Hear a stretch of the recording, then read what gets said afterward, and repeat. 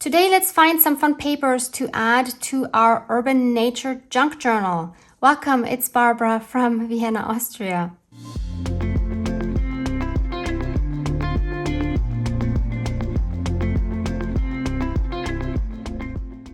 So in the last episode, we made this cover together. If you missed that episode, please check the link below for the playlist, which is also a part actually of DEPHEMEREMBER, in which I made all the ephemerember that is going to go into this journal. So today I need to make the decision on what kind of binding I want to do and what kind of papers I want to use. So let's have a think together. This is going to be very experimental and very much a process video, not a tutorial. Since I still don't know what kind of cover I'll be making, I thought let's procrastinate just a little bit more and work on the pages in the meantime. And hopefully the pages themselves will inspire me to choose the right kind of cover for this. That's the idea anyway. So I was thinking about what kind of papers does this kind of ephemera need. And maybe you remember in DEPHEMEREMBER, I showed pretty much all of my ephemera in this beautiful junk journal from Honey. I think you all know how much I love this journal, and I love the papers, and I love Honey's style and everything about this journal. And I even had considered putting all the ephemera in here because it was just so perfect. No matter what you put in here, it just looks beautiful and perfect. But I didn't want to do that because of two reasons, if you remember. So first of all, I did want this as a cover piece, and there was no way I was going to put this on Honey's beautiful cover. And the second reason, even though I could have probably found a way to add this piece, of course, without the board, into the beginning of the journal somehow, I still thought that this kind of journal, with the numerous pages it has, I don't think it would have looked good with some of my bulkier items, and I didn't want this to grow into a humongous gator mouth. It's just not what I want this journal to be. It's so beautiful as it is, and I don't want to change it in the style, you know? I don't know if I'm explaining myself sufficiently, but what I thought I could do is take inspiration from how Honey constructed this journal and the kind of paper she uses, because I just love what she's done, and there's so many things in here that I have never done. So I have never actually, I think, used just straight up packaging papers in my journal, but I have enough, so why not do that? I love how Honey has glued one packaging paper on another packaging paper. Whether I will do this or not, I don't know. It's great, but I don't know that I will do it. I think it's absolutely beautiful. Will I have the patience? I don't know. So again, lots and lots of packaging paper, and of course this beautiful paper that she sprayed. Oh, Honey. I am so in love with this spraying. So I think I want to give that a try. Different variations of packaging paper, stenciling on packaging paper. This is actually my paper that I added to the journal.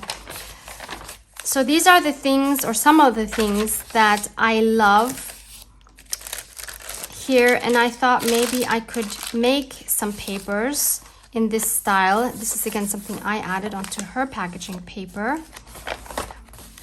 And then we could put colors on that paper that would fit my journal and kind of go from there.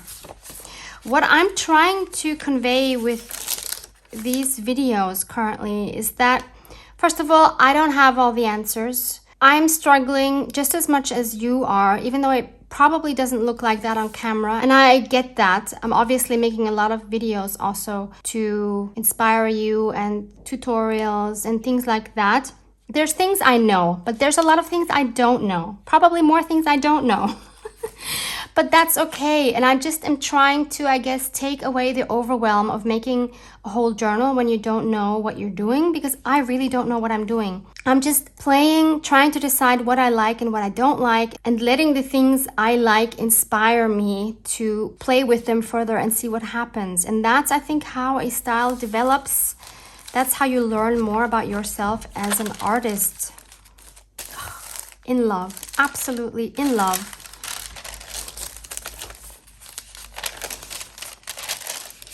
Love this brushing technique. I know she has, I think, a special brush for this, which I don't have, so I don't think I'll be doing that. But of course I could try it with something else if I wanted to. And this seems like regular paper. Yeah.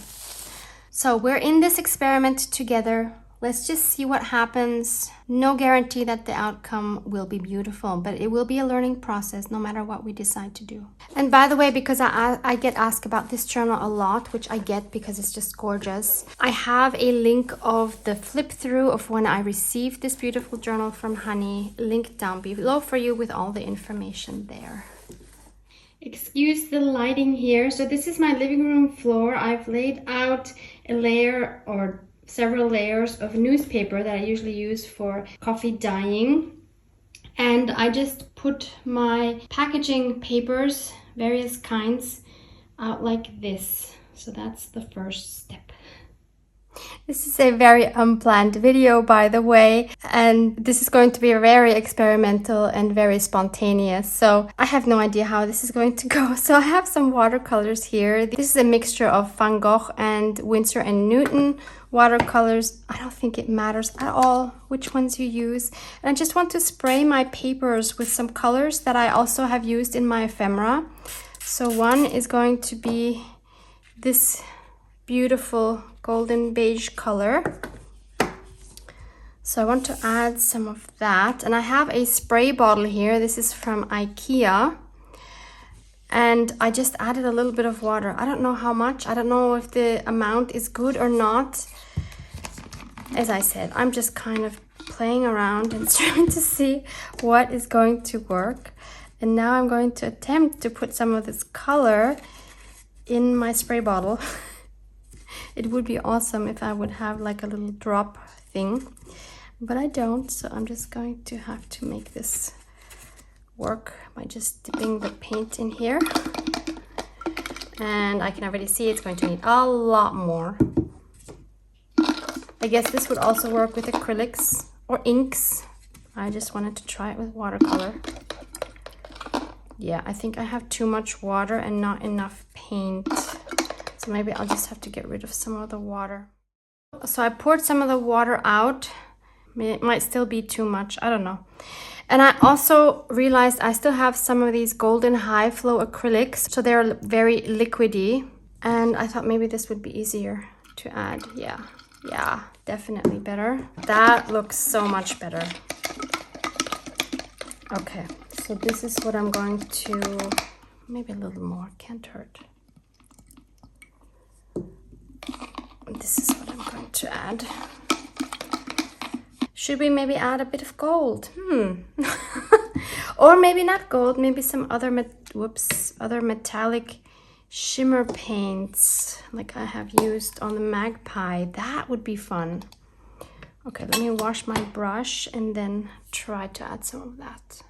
Okay, let's wake these up. Just gonna mix them all, I don't care. They're all beautiful, they all have a beautiful shimmer. I'm sorry if you're cringing, if you're a watercolor artist and you're cringing right now, I'm so sorry. This is what we junk journalers do.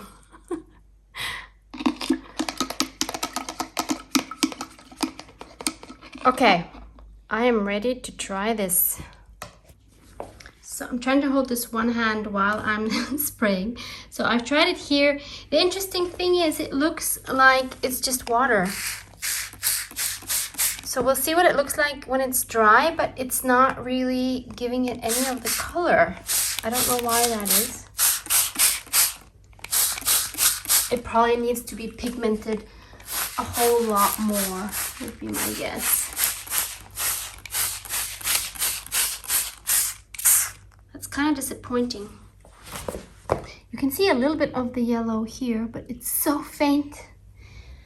Yeah, I'm definitely gonna have to add a lot more color.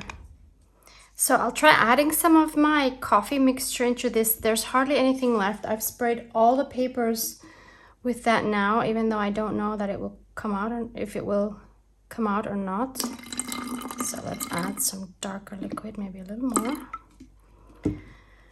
Okay, what else? We need to add something else in here. I also have this Dilutions ink spray Dirty Martini.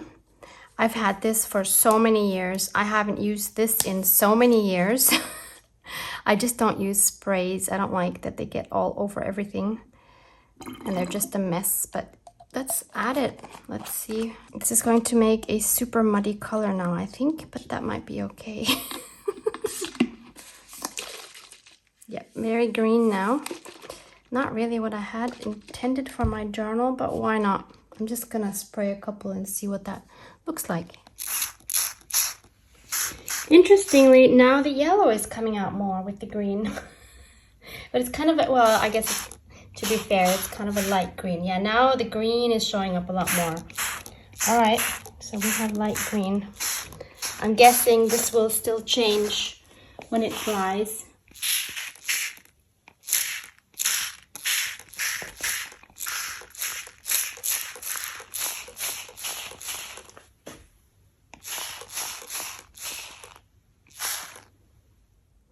I added just a little bit of water, and I also have this dilution spray in teal, Campo teal, I don't know.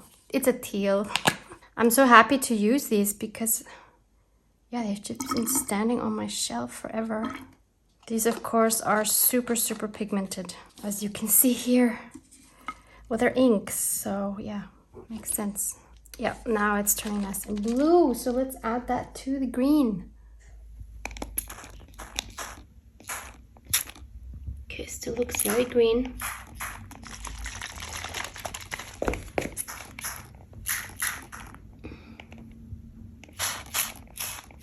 Now the green is getting darker, which is not what I want. I don't like dark green. I was hoping it would change into, now look, now it's more turning into a blue. Oh yeah, now this is beautiful. I don't know if you can see it on the camera.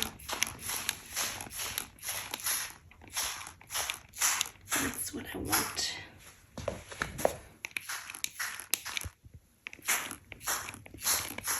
I'm super curious to see how these are gonna look once they're dry.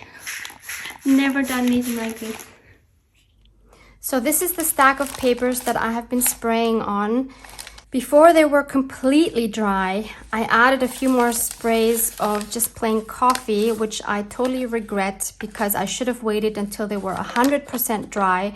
So that's another tip for you. I thought they were dry. Apparently they were not 100% dry. And then you get these, in my opinion, horrible splatters with this. There's a word for this. I forget. Anyway, I wanted these nice little spray dots. I'm sure you know what I mean. Yeah, didn't happen, so I'm not happy with that. The colors are also not really what I had intended, but that's okay. I can totally work with these. I don't know if you can see the shimmer. Maybe the slide is a bit there in the middle. So all of the papers have the shimmer from the watercolor. All these top ones were the ones that were very, very light. So here you see the colors quite well. And these are the darker ones. And in the camera, I think you can hardly see the splatters. I can't see them that well either, to be honest. But it's completely logical that on a darker paper, we wouldn't see the paint as much. So also something to be aware of if you're going to try this yourself. Yeah, not too thrilled about these, to be honest. This one is okay. This was like a medium brown beige paper. This one, I guess, is as well. It was one of the lighter brown ones. You can see some of it. The camera is kind of changing the colors. It is more yellow than you can see on camera. And finally, I added some of this white kind of parchment sandwich paper that I had, and on this one I sprayed the blue-green solution and then added coffee right on top of that while that was still wet, so that kind of mixed in a kind of cool way. I'm fairly happy with this one. They don't look anything at all like Honey's Beautiful Papers, so there's that. But I'm hoping that I can still salvage some of these. And I've decided the next step for me is going to be to add some stenciling for some more interest. And the reason why I'm doing this now instead of later when the pages are in the journal and I know what is going where is because every time I do that and I work on one page after the other, when it's already in the journal, it's such a pain because you have to let things dry. And this way I can just, spread it all out, do it all at once, and then everything is dry in one go and I don't have to keep adding something, waiting for it to dry, turn over the page, add something, wait for it to dry. That is the worst and least time efficient way to do anything. So it took me a while to understand that concept.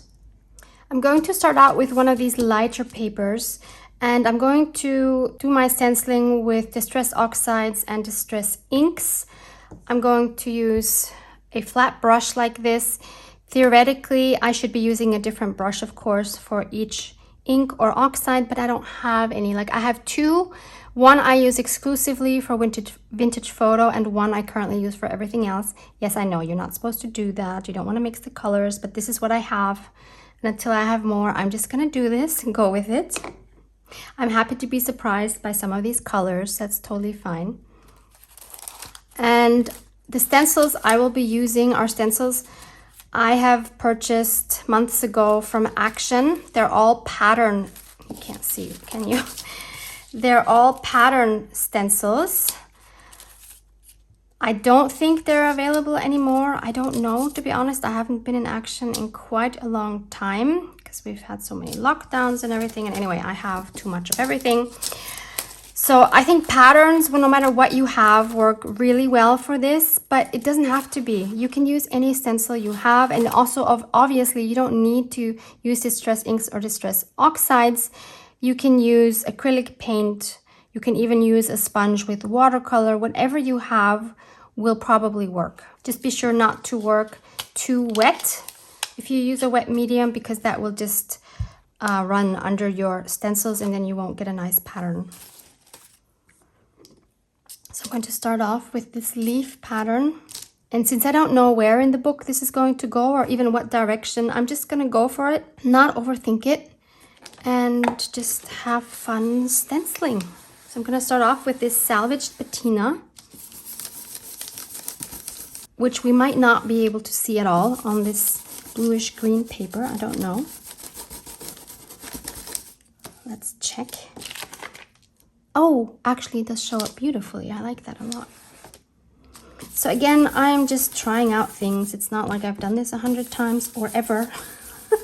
Well, that's not true. I've done this technique, the stenciling technique, in the layered paper bag junk journal, my last journal I made on camera. So I know that I love that, which is why I am taking this technique over to other journals. That's gorgeous. So I think I want to add some more of these. I'll just add some here in the middle. See, so that's what I love. You try things that you don't like, you've tried and you can move on. They're out of your system. And the things you like, you just take over into future projects. But none of that would happen if we don't experiment, if we always stick to making the same thing, besides the fact that I think it's very boring. For me personally, I mean, maybe that's something you love. I don't want to criticize you at all. I'm just talking about me. What works for me. Okay, so this is not super exciting for you to watch in real time. So I think I'm going to speed some of the stenciling up for you. So on this next one, I'm going to use this beautiful leaf stencil and my rusty hinge. Same brush. And I'm always doing the front and the back side because obviously we'll be seeing both sides.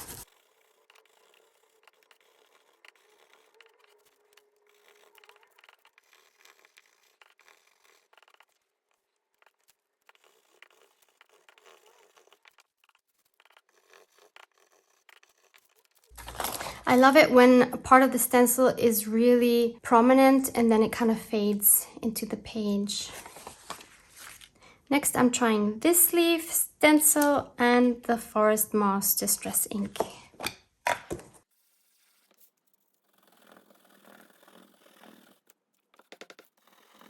With this one, I'm being quite light and random because it's a darker color and I just want it kind of to just fade into the background.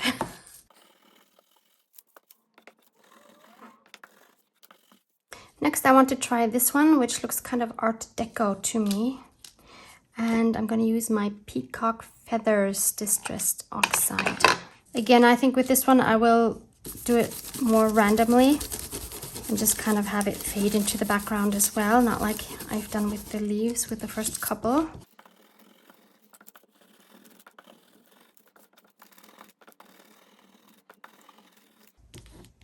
Oh, that was a bit dark, but it's okay. Not gonna worry about it. Doing my best to let go of being a control freak with these things. You have to let loose sometime. That's what junk journaling is also about, I think. Just let go, see what happens.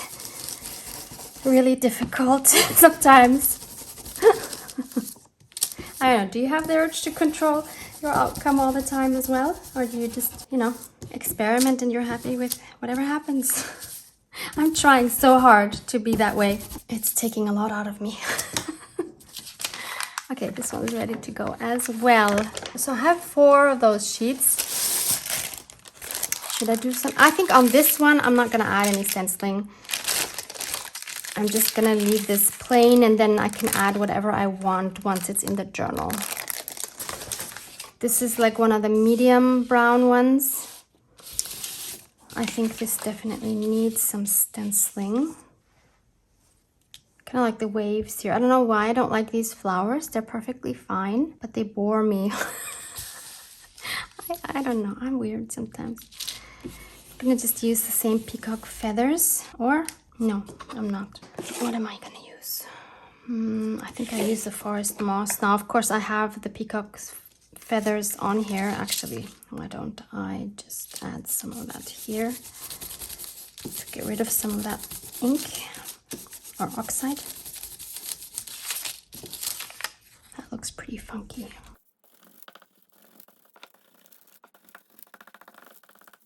Okay, I think this wave isn't gonna get me very far because it's not big enough for this paper. I'm gonna have to add some other things as well.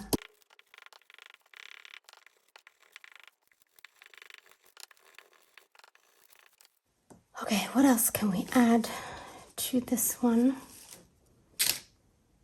Yeah, I think this will go well. I'm gonna stick to the same color though, and maybe these now I can make more random.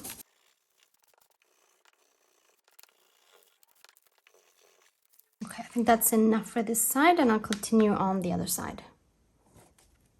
On this one, I'm going to try this stencil again with my peacock feathers. Or have I used that? Yeah, I think I've used that. Yeah, that looks kind of cool.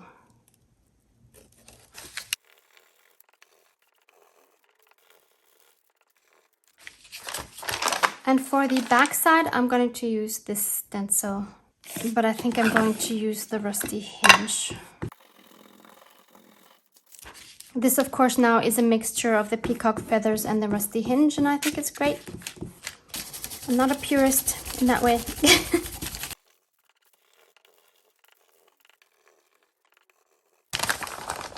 I love how the colors here are changing. Look here, it's a lot more turquoise, then here is like a brown, then here it's turning into this rusty color. I love that. And the rest of these I will just leave as they are for now. I don't know if I'm going to use them or not. I probably will, but I probably won't stencil them. I think the stenciling doesn't have to be in all of the journal. It's nice to have a variety. So I have this I left as it was, and I wish the colors would come out better on camera. Then we have this one, this one, this one, and this one. And now, of course, is a time where I need to decide on what kind of binding I want to do. Otherwise, I won't know how to fold or not to fold these papers. And seeing Honey's journal again now makes me think that I'm just gonna bind it. I need to make a decision. So my decision is to bind it, which means that I'm going to fold my papers. And I'm going to, of course, have to adjust the height.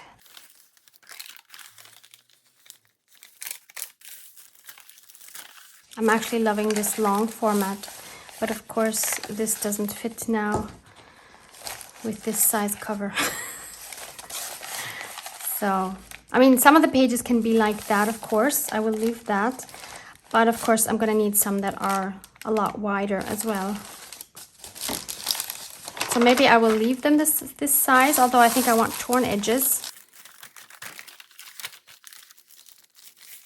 Maybe I'll tear down some of them, and some of them I will leave this height. So this is one now where I can make them wider. These are definitely too high, so I will tear these down for sure.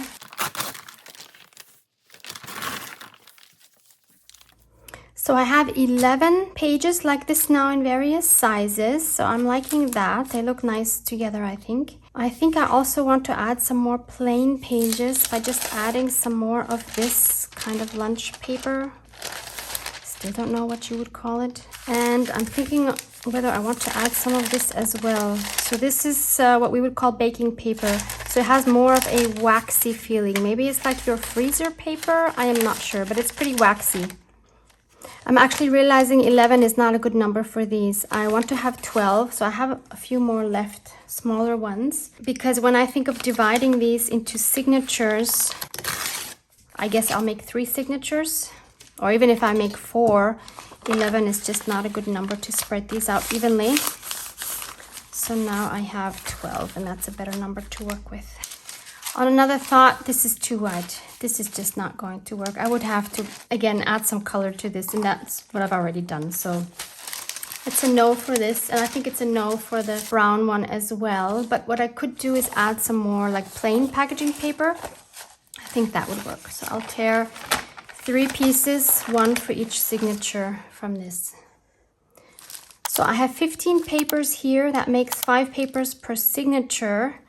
I'm not sure this is going to be all. Maybe I should make 5 signatures with 3 papers each. I don't know at this point. I am overwhelmed by it all. So I think what I'll do is I will try to distribute these papers more or less evenly within the signatures and then see what that looks like. So this is easy. 1, 2, 3 of these. Wherever I have 3, it's going to be super easy. I have 3 of these. This is left over. This is totally different. Then I have 5 of these. I guess this one could go more or less to these. So 2, 2, and 2. And then I have these 3 left. So 2 get this crinkly parchment paper and 1 gets this one. So let's try to put them in each other. I think I want this as the first piece of the signature. Then a brown one, a plain one. I'll probably rearrange these again, knowing myself. I just want to get a feeling for what these would be like.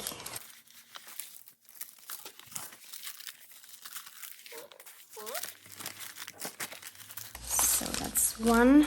Start with this one, then the plain one.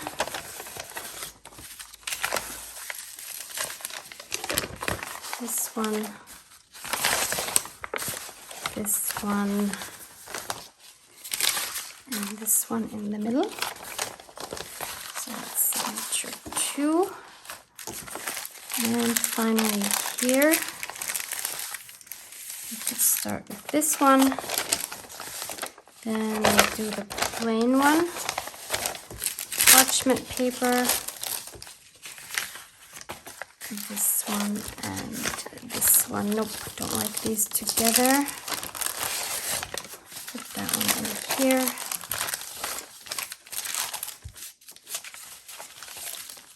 Okay, so I have 3 signatures. That's what they look like. Yeah, I think I need to add some more papers, but I don't know what those are yet. This is as much as I am capable of doing right now. So unfortunately, I'm gonna have to leave you here and see you in the next video, hopefully with more ideas of how to continue. Thank you for experimenting with me and hanging in there until we figure everything out. Love you guys. Mwah! Mwah!